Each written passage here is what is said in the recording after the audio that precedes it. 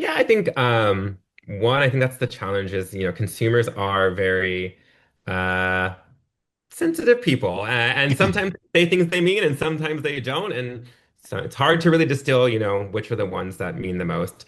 I think specific to this conversation and our work and my work, I think we are lucky that we've gone through this process with so Right. many retailers. So where we are as a company now is that we have a lot of experience and data of actually working with retailers through this change management process, through this step change process, and helping retailers with change management across all e-commerce and post-purchase is not new to us, and especially not in returns. 5, 6, 7 years ago, we became really adept at helping retailers take the label out of the box. And 7 years ago, if you would have asked how do consumers want to return, every consumer would say, "I love a label in the box."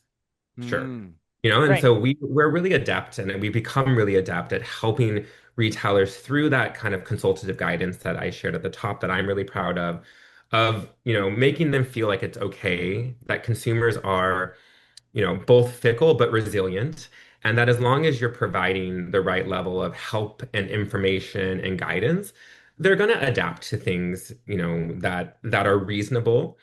I think for those retailers who are maybe thinking about charging and aren't yet, I think the good news is over half of our retailers are already doing it. And the chances Right. are that one of your consumers shops with one of our other half of the consumers doing it. It's pretty likely. And so I think a lot of people who might be seen now as like kind of late decision makers are going to have the benefit of a lot of the early movers because consumers now are becoming more adapted and socialized to some of the changes in return policies and returns practices that have been happening over the last 2 to 5 years.